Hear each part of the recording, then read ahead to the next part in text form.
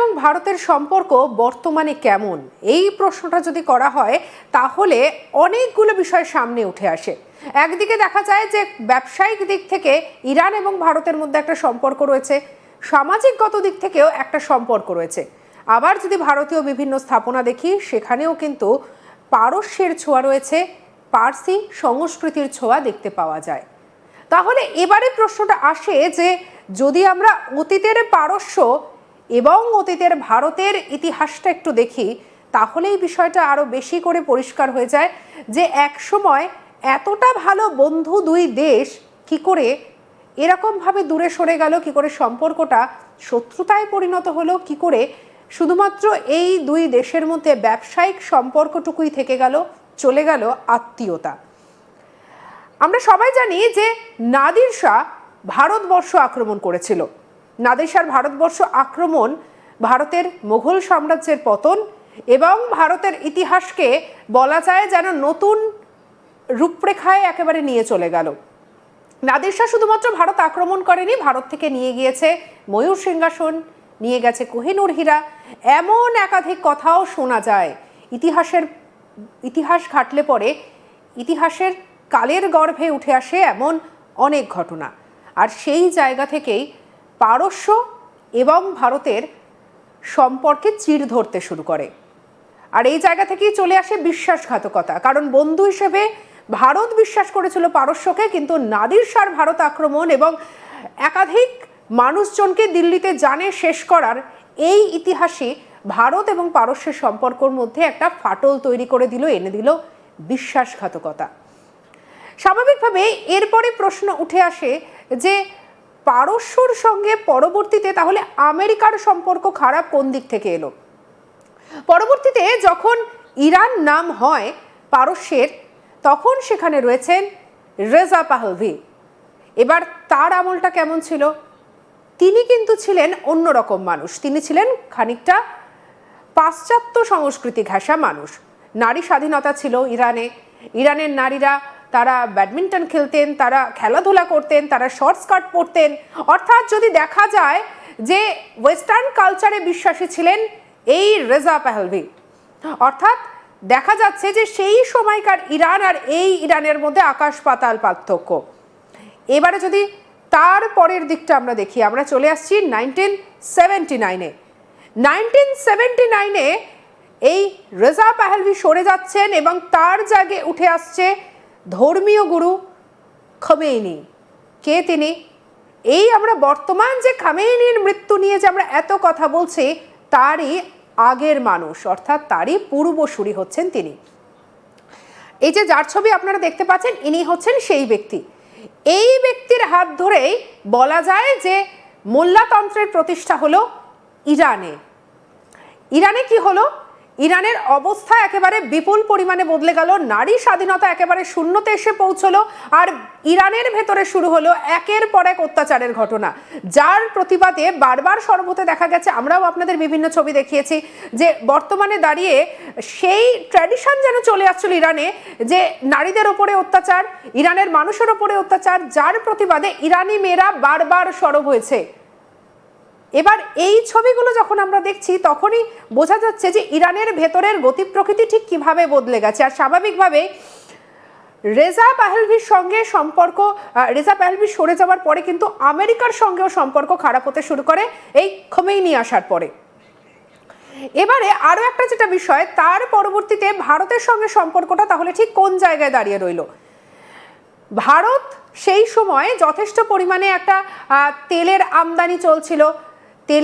তেলের দিক থেকে যেটা দেখা যাচ্ছিল যে ভারত কিন্তু বেশ ভালোভাবে ব্যবসা করছিল, কিন্তু পরবর্তীতে আমেরিকা জারি করলো নিষেধাজ্ঞা। সেই নিষেধাজ্ঞার কবলে পড়ে ধীরে ধীরে তেল আমদানি কমতে শুরু করলো ভারতের, যা একসময় ছিল পুরো ইরানের তেল উৎপাদনের 10%। পরবর্তীতে তা কমতে কমতে বর্তমানে 0.04%, আমি এই হিসাবটা বলছি গত অর্থবর্ষের। সম্পর্ক ধীরে ধীরে যেন অনেকটাই টালমাটাল। সেই নাদির শাহর আক্রমণ থেকে বর্তমান সময়ে যোগসূত্র কিন্তু রয়ে গেছে। আমরা আজকের আমাদের এই আলোচনায় আমাদের সঙ্গে রয়েছেন আন্তর্জাতিক সম্পর্ক বিশেষজ্ঞ শুভাশিস ব্যানার্জি।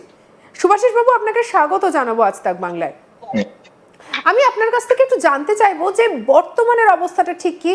এই যে যেটা আমি বলছিলাম যে বর্তমানে তো আমরা জানি যে তেল আমদানি কমেছে, পারস্য উপসাগরে একটা অস্থির পরিস্থিতি, হরমুজ প্রণালী বন্ধ হয়ে গেলে পরে ভারতের কি কি সমস্যা হতে পারে, এমন একাধিক প্রশ্ন উঠে এসেছে। বর্তমানে সমস্যাগুলো ঠিক কোন কোন জায়গায় রয়েছে, ভারত বা কোন জায়গায় দাঁড়িয়ে? দেখুন, ইতিহাস যে কোনো রাষ্ট্রকে নানান রকম শিক্ষা শেখায়। কখনো সে শিক্ষা তাকে আলোর দিকে নিয়ে যায়, কখনো সে শিক্ষা তাকে অন্ধকারের দিকে ঠেলে দেয়। আমাদের হোমেনিকে বুঝতে গিয়ে বা পরবর্তীকালে খামেনিকে বুঝতে গিয়ে বা তারও পরবর্তীকালের যেই ইসলামিক র্যাডিকালাইজেশনকে যদি বোঝা যায়, তাহলে একটা জিনিস বোঝা যাবে, অথরিটিসাইজেশন মানে বা যেটাকে বলা হয় আধিপত্য বোধ বাংলায়, এই আধিপত্য বোধটাই কিন্তু পতনের সব থেকে বড় কারণ।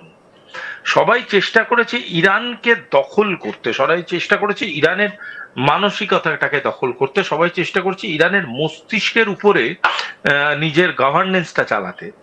এবং সেক্ষেত্রেই ইরানের হৃদয়ে বারবার আক্রমণ হয়েছে, বারবার আক্রমণ হয়েছে ইরানের আত্মার উপরে। এবং তার জন্য ইরানের যে এই 3000-4000 বছরের যে স্বয়ং সবল একটা অত্যন্ত গভীর একটা সংস্কৃতি, সেটা দিনের পর দিন তলানিতে গিয়ে ঠেকেছে। এবং আজকের ডেটে ইরানের নারী স্বাধীনতা যেমন একটা প্রশ্ন, প্রশ্ন হচ্ছে স্বাধীন চিন্তা ভাবনা, প্রশ্ন হচ্ছে স্বাধীন শিক্ষা ব্যবস্থা, প্রশ্ন সম্ভবত সবকিছু নিয়ে। কিন্তু এই ইনফ্লুয়েন্সটার হওয়ার পিছনে মূল কারণটা হচ্ছে ইরানের যে blend of West and blend of east and ইরানের নিজস্বতার যে মিলে ঝুলে একটা বলতে পারেন কিছুটা হলেও যে একটা অনেকটা ঘোল পাকিয়ে দিয়েছে। এই ঘোল থেকে ইরান কিন্তু রাজনৈতিকভাবে নিজেকে মুক্ত করতে পারলো না, বা পারছেও না। আজকে ইরান ভারতবর্ষের সাথে বিভিন্ন রকম বাণিজ্যিক সম্পর্কে লিপ্ত ঠিকই, কিন্তু ভারতবর্ষ কোথাও গিয়ে ইরানের নন লিবারালাইজেশন পলিসিকে মেনে নেয়নি। এই চরমপন্থা ইসলামিক রেস্ট্রিকশনস একটা রাষ্ট্রকে যেমন দিনের পর দিন পিছিয়ে নিয়ে যায়, তা সেরকম এটাও বাস্তব যে এই চরমপন্থা যে কোনো মানসিকতাই খুব একটা রাষ্ট্রের পক্ষে প্রয়োজনীয় বিকাশ ঘটায় না। সুতরাং আজকে ইরান যেই দেয়ালে পিঠ থেকে গেছে, তার কারণটা হচ্ছে ইরানের, আপনি ভুলে যান আমেরিকা, আপনি ভুলে যান ভারতবর্ষ, আপনি ভুলে যান গোটা পৃথিবীকে, ইরানের নিজস্ব মানুষ কি ইরানের পাশে আছে? সেটাও বিভক্ত আজকে 2-3 ভাগে। এটার পিছনে কারণ হচ্ছে ইরানের যে অপব্যবস্থা বা ইরানের যে ভুল ত্রুটি, বা ইরান যেভাবে দিনের পর দিন ইরানের মানুষকে ট্রিট করেছে, সেটাই তো ইরানিরা মেনে নিতে পারেনি। সুতরাং এটা তো প্রশ্নাতীত আজকে একটা ঘটনা যে এত কিছুর পরে কি করে ইরান নিজের জায়গাটাকে বাঁধিয়ে নেবে। সুতরাং সেই কারণে ইরানের সাথে ভারতবর্ষের যেমন সম্পর্কটা বাণিজ্যে এসে থেকেছে, সেরকমই ইরানের সাথে বাকি পৃথিবীর সম্পর্কটাও ততটা আস্তে আস্তে আস্তে আস্তে লিমিটেড হয়ে গেছে। এবং সবাই আজকে ইরানকে ভিকটিম হিসাবে দেখছে, ইরানের মানুষকে, এবং ইরানের যে গোটা রেজিমটাকে আছে তাকে একটা স্বৈরাচারী সরকার হিসাবে দেখছে। এটার মধ্যে যেমন ভুলও আছে, তেমন ঠিকের অংশটাও কিন্তু কম নেই। সুতরাং ইরানকে মিলিয়ে মিশিয়ে দেখলে একটা জিনিস বোঝা যাবে, ইরানের সম্পর্ক অবনতির এই গোটা ইতিহাসের মূল কারণ কিন্তু ইরান নিজে তার কালচারকে অন্য লোকের হাতে তুলে দেওয়া, এবং সব থেকে বড় কথা দিনের পর দিন ওয়েস্ট এবং বিশেষ করে আমেরিকার হাতে নিজেকে বিলীন করে দেওয়া।